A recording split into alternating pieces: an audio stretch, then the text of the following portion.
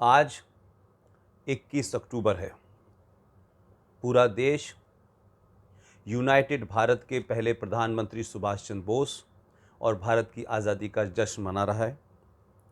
और ऐसे में कर्नल आर एस सिंह साहब मेरे साथ मौजूद हैं। देश का जाना माना चेहरा, उनके विचार और रक्षा विशेषज्ञता में उनका कोई दूसरा सानी नहीं है। लेकिन आज 21 अक्टूबर और बांग्लादेश, इस पे आपने जितनी खबरें देखी, जो कुछ वहाँ से वीडियोज़ आ रहे हैं, जो वहाँ हो रहा है बांग्लादेश में, ये कोई छुपा नहीं है। लेकिन मैं अपनी बात को सिंह साहब से पूछने से पहले चाहता हूँ कि हम उस बैकग्राउंड को भी समझें कि आज जो बांग्लादेश में हो रहा है।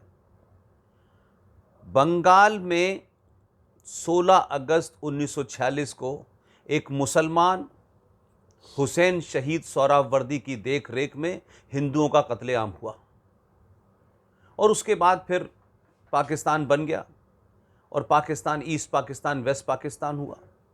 और फिर उस ईस्ट पाकिस्तान में क्योंकि बंगालियों के हाथ में सत्ता थी, तो वेस्ट पाकिस्तान के पंजाबी सरकार ने और वहाँ के लोगों ने ये कहा कि साहब ये बंगाली जो हैं, कुछ हिंदुओं से इनका मिलता जुलता कल्चर है, लिहाजा उन बंगालियों को सत्ता देने से मना कर दिया। और उसके बाद वहाँ जिस तरीके की ब्रुटलिटी हुई, फिर 1971 आया और उस 1971 में आपने देखा कि बांग्लादेश को आज़ाद कराने में भारतीय सेनाओं ने एक बड़ा पराक्रम का काम किया।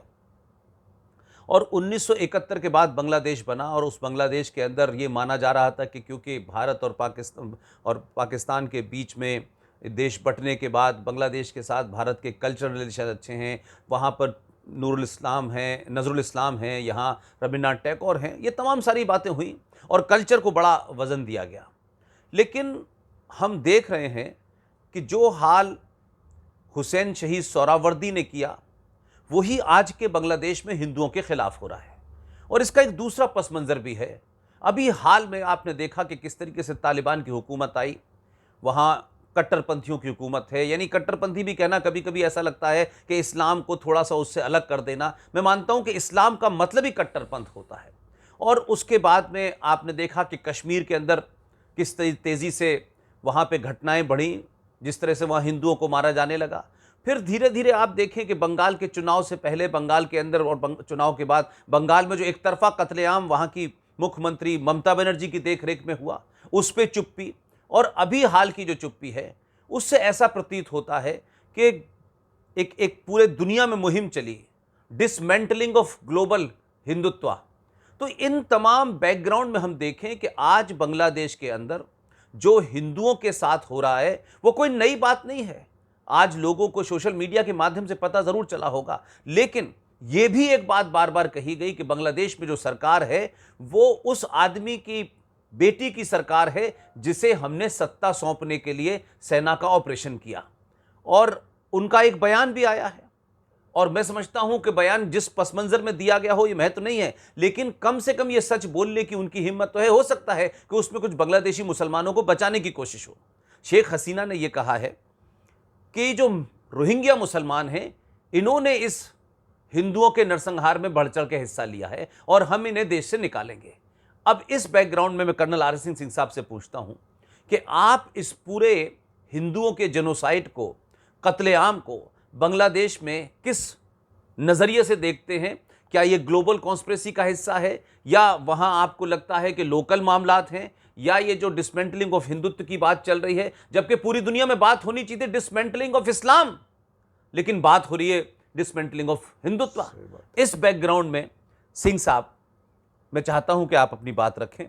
और देश एक लंबे समय से, जितने भी आपकी वीडियो देखते हैं, लोगों का बड़ा गुस्सा था और लोगों ने कहा कि आप इस पे क्यों नहीं बात कर रहे। और मैं भी बाहर था और आप मौजूद नहीं थे। मैं चाहता हूं कि बांग्लादेश के हर उस पहलू को, क्योंकि आपका बांग्लादेश में एक्सपर्टीज़ रही है, आप वहां जा चुके हैं अपने सर्विस के दरमियान, तो आप वहां के छोटे छोटे नुआंसेस को भी जानते हैं। तो आपकी बात देश सुनना चाहता है। आप अपना पूरा उस पर अपना रुख क्या है वो रखें सर। नमस्कार पुष्पेंद्र जी। मैंने आपने बात शुरुआत की सुभाष चंद्र बोस से, तो उस समय तो भारत का हिस्सा था बांग्लादेश, उस समय पाकिस्तान भी नहीं बना था। जब वो जापानीज़ कैंपेन हो रहा था बर्मा में, यानी आज के म्यांमार में, तो उस समय एक अंग्रेज़ों को ये बड़ा डर था कि कहीं वो अराकान से होके आज़ाद हिंद फ़ौज अगर कहीं यहाँ पहुँच गई ईस्ट बंगाल में और फिर कलकत्ता में, तो हम तो धाराशायी हो जाएंगे। तो उन्होंने क्या क्या किए, आपको तो मालूम है कि बांग्लादेश एक नदियों से कोई 260 मेजर माइनर रिवर्स हैं, पूरा रिवराइन टेरेन है वो। 71 की लड़ाई में सबसे बड़ी समस्या नदियां ही थी, ठीक है ना। तो उन्होंने क्या किया कि अगर आप हवाई जहाज़ से भी अगर देखेंगे बांग्लादेश को, तो आपको केवल पानी पानी नज़र आएगा, नदियाँ क्रिस क्रॉस बाय रिवर्स। और उस समय जो साधन था ट्रांसपोर्टेशन का वो केवल बोट्स पे थे। तो इन्होंने सारे बोट्स में आग लगा, उनको जला दिया, उनको बर्बाद कर दिया अंग्रेज़ों ने, और उसी से बंगाल फैमिन हुआ था। अच्छा। उसी के कारण, और मिलियंस डाइड। लेकिन हमारे बापू, हमारे चाचा, इन्होंने कुछ नहीं कहा उसके बारे में। सबसे बड़ा आर्टिफिशियल फैमिन, आप मतलब वो इतनी दर्द भरी दास्तां है, क्योंकि वो उनको एक ये डर था और दूसरा ये भी था कि उस समय इनको राशन पानी की ज़रूरत थी अपने सोल्जर्स के लिए, सेकेंड वर्ल्ड वॉर के लिए। तो वो भी एक कारण था, लेकिन मुख्य कारण यही था। और अगर मैं इसमें नहीं जाऊंगा सुभाष बाबू ने क्यों नहीं अराकान वाला रूट लिया, उसके कई कारण थे, और अभी भी लोग उसके अलग अलग विश्लेषण करते हैं। शायद जापानीज़ का कुछ और प्लान था। तो आपको मालूम है कि फिर वो कोहिमा वाला रूट उन्होंने मणिपुर में आए और वो आज़ाद हिंद फौज का झंडा उन्होंने फहराया। और आज आपने जैसा अपने ट्वीट में भी कहा है कि वास्तव में आज ही हमारा इंडिपेंडेंस डे है। तो असली इंडिपेंडेंस डे के लिए आपको भी मुबारक, और हमारे सुनने वाले देशवासियों को भी मुबारक। अब बात हुई कि देखिए, ये सबसे बड़ी बात है कि कोई 64 जिले बांग्लादेश में, 64 जिलों में से 22 जिलों में ये हिंदुओं को टारगेट किया गया, यानी कि 1/3 बांग्लादेश में। रांगपुर नॉर्थ में, कोमिला ईस्ट में, फेनी साउथ ईस्ट में, चिटागोंग, नोआखाली, ये सब इस इलाके में।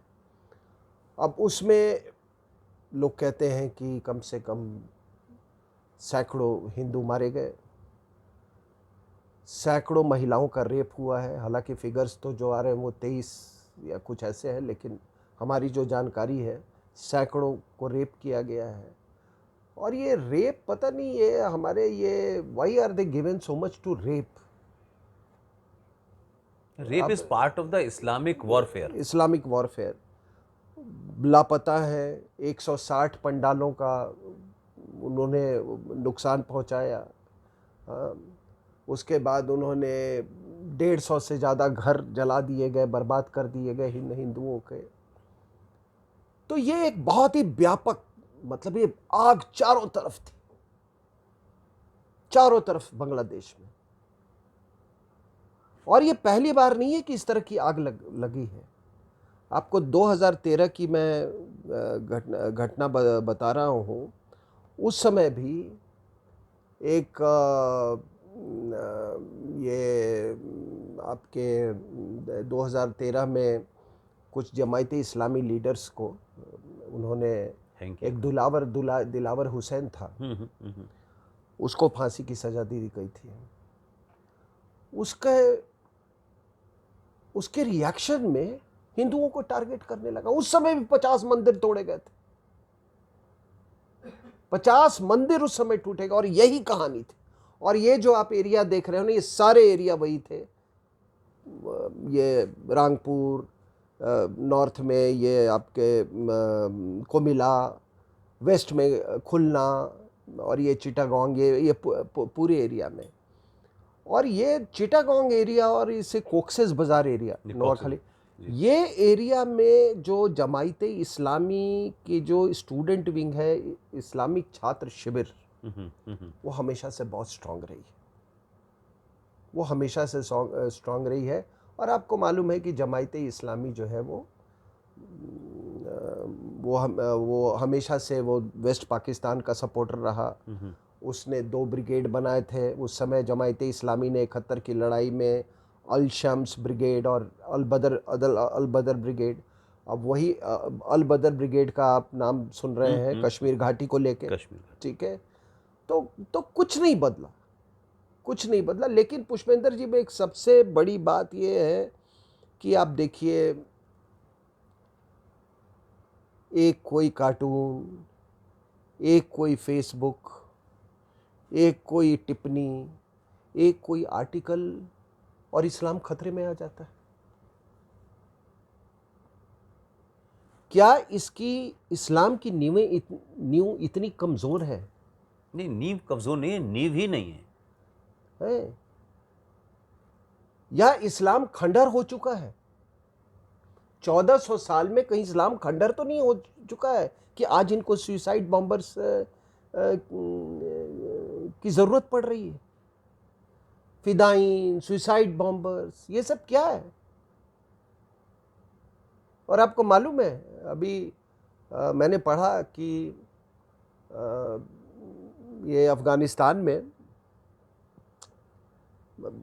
ये तमाम ये खबरें आई हैं कि एक उन्होंने ये बदकशां प्रोविंस के डिप्टी गवर्नर ने इस बात की पुष्टि की है कि उन्होंने एक सुसाइड बॉम्बर्स का पूरा एक बटालियन तैयार किया है। एक पर्टिकुलर नाम है उसका, मुझे याद नहीं आ रहा है वो नाम, बट एक पूरी सुसाइड बॉम्बर्स की उन्होंने बटालियन तैयार की है। और एक और खबर है कि ये जो हकानी ग्रुप है उसके एक बड़े नेता ने ये ऐलान किया है, जो मंत्री भी हैं, उन्होंने ऐलान किया है कि जो भी सुसाइड बॉम्बर जिन्होंने तालिबान के लिए अपनी जान दी, उन सबको पैसा मिलेगा और उनको ज़मीनें मिलेंगी। समझ रहे हैं मेरी बात? तो ये जो लोग कह रहे हैं, और एक और ये आई है, आपने देखा होगा कि वहाँ पे ये सब दशहरे के टाइम की ये सब घटना हो रही है, जो कश्मीर में ये हो रहा है, तो यहाँ वहाँ अफगानिस्तान में ये सब दशहरे के टाइम पे ये जो आपने देखा, बांग्लादेश, कश्मीर और अफगानिस्तान, वहाँ पर कंधार के शिया मस्जिद में हमला हुआ, 60 से ऊपर मारे गए। उसके पहले कुंदूज में हुआ था हमला शिया मॉस्क में, 160। अब ये क्या कह रही है वहाँ तालिबान की जो इंटरिम सरकार है, वो कह रही है कि हमको आप इंटरनेशनल एड दो, नहीं तो ये तो हमले होते रहेंगे। यानी कि अपने ही लोगों को ये एक इस्तेमाल कर रहे हैं डराने के लिए कि हमको एड दो, नहीं तो ये लोग इसीलिए मारे जाएंगे ये लोग। तो ये इससे बड़ा, मतलब इससे बड़े मैं क्या करूं, दरिंदे लोग और कहाँ हो सकते हैं। और मुझे कल मैं किसी टेलीविज़न चैनल पे था, तो उन्होंने कहा कि भाई ये जो मॉस्को में जो मीट हो रहा है, इनको इंटरनेशनल एड देना चाहिए, ह्यूमैनिटेरियन एड। आप बताओ साहब, आप तो अल्लाह के नाम पे आपने कब्जा किया ना, आपने सुसाइड बॉम्बर के ज़रिए आपने अल्लाह के मर्जी से आपने और अल्लाह की इजाज़त हुक्म से आपने काबुल पर कब्जा किया, तो आपको फिर काफिरों का एड क्यों चाहिए? Why do you need the aid of non believers? और आपने एक और बहुत अच्छी बात कही थी कि ये जितने ये लोग जो जा रहे हैं ना, कोई इस्लामिक मुल्क में नहीं जाते हैं। तो आपने एक बात कही थी कि फिर क्यों नहीं मजहब बदल लेते? वही मैंने जब तुम्हारा मजहब ही नहीं तुमको फेल कर दिया, देन यू दिस थिंग। तो आपने जहां से सवाल पूछा था कि ये एक एग्जोडस अभी जो कश्मीर से हुआ, दूसरा एग्जोडस आप देख रहे हैं बांग्लादेश से जो हुआ, ऐसे तो कई एग्जोडस हुए, और तीसरा एग्जोडस 2017 में ममता बनर्जी ने करवाया बासिरहाट से। और मालूम है बासिरहाट में किस तरह से हुए थे कम्युनल क्लैशेस? एक किसी ने फेसबुक पे कुछ डाल दिया, कोई 16-17 साल का लड़का था, उस 17 साल के लड़के के फेसबुक पे इसी तरीके से जो बांग्लादेश में हो रहा है, बिल्कुल उसका ब्लूप्रिंट। और ये पूरा उस इलाके में कई कई जगहों पर उसके बाद ये मंदिरों को तोड़ा गया, वहाँ से फिर एग्जोडस हुआ वो पूरे पूरे इलाके में, बासिर हटेरिया और एडजॉइनिंग एरियाज से। सो वेस्ट बंगाल से एग्जोडस, बांग्लादेश से एग्जोडस, कश्मीर से एग्जोडस, और ये तीनों एग्जोडस एक दूसरे से मिले हुए हैं। और तीनों एग्जोडस जो है, मैं ये नहीं कहता हूं कि ममता के तार वहाँ के फंड जो जिहादी हैं बांग्लादेश के, उसके साथ मिले हैं। ममता का प्रेम आपने देखा है फरूक अब्दुल्ला और ये मुफ्ती के लिए, वो भी प्रेम देखा। तो ये पूरा नेटवर्क, ये नेटवर्क है साहब। तो ये मैं इसी तरह से इसको देखता हूँ कि जो भी कश्मीर में हो रहा है, कृपया इसको केवल कश्मीर के आईने से ना देखें। हम सबको इस बात का एहसास था कि अफ़गानिस्तान में जो बदलाव होगा, जब तालिबान आएगी तो जिहाद में एक बहुत बड़ा उछाल आएगा, क्योंकि ये सारे ग्रुप्स कनेक्टेड हैं। आपको ये भी बता दूं मैं कि अगर आप पूरी पृष्ठभूमि में जाएं कि जिहादीकरण और जिहाद की बांग्लादेश में जिहाद का पूरा अगर आप उसका ट्राजेक्टरी देखें, तो 90 के बाद एक बहुत बड़ा उछाल आया था। क्योंकि जैसे ही यहाँ के बहुत सारे बांग्लादेशी वहाँ पे इन्होंने सोवियत यूनियन के खिलाफ इन्होंने लड़ाई उसमें जिहादी युद्ध में ये हिस्सा लिया था। और जब वो वापस आए तो उनमें 2-3 थे जिन्होंने यहाँ पर पूरा जिसको जिहादीकरण है वो उन्होंने बांग्लादेश का किया था।